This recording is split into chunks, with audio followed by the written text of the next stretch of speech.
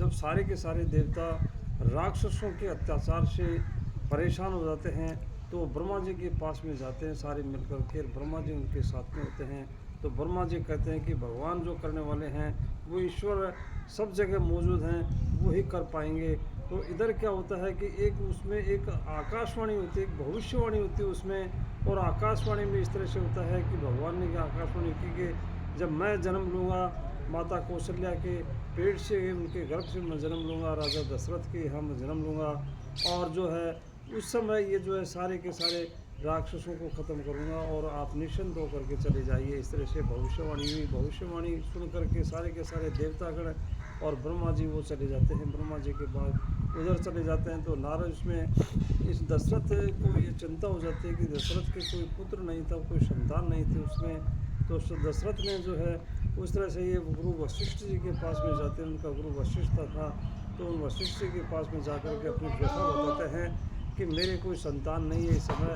तो गुरु वशिष्ठ जी उनको एक आशीर्वाद देते हैं, उनको वचन देते हैं कि जाओ अपने गुरु उनको ऋषि को, मुनि को बुलाते हैं। और मुनि को जो बुला करके वो एक यज्ञ हवन कराते हैं और यज्ञ हवन करा करके उनको सारी बात बता दी जाती है।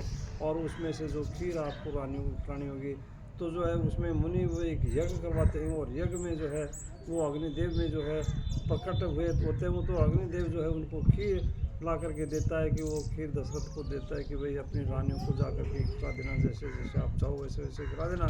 और इस तरह से रानियों के पास खिला देने के बाद में रानियां जो है कुछ समय के बाद में तीनों की तीनों रानियाँ गर्भवती हो जाती हैं। और तीनों रानियाँ गर्भवती होने के बाद में तो चारों पुत्र उनके जन्म लेते हैं। तो भगवान राम सबसे पहले जो जन्म लेते हैं। ऐसा समय था जब चैत्र का महीना था और नवमी का दिन था। तो इस तरह से भगवान राम, वो शुक्ल पक्ष था, वो इस तरह से भगवान राम का जन्म होता है। बड़ा वो समय ना सर्दी थी ना गर्मी, ऐसे मौसम में भगवान राम का जन्म होता है। और भगवान ने जन्म लेने के बाद में सारे के सारे राक्षसों को, आगे जो आता है उसमें सारे राक्षसों को ऐसे ख़त्म किया था। आगे की वीडियो।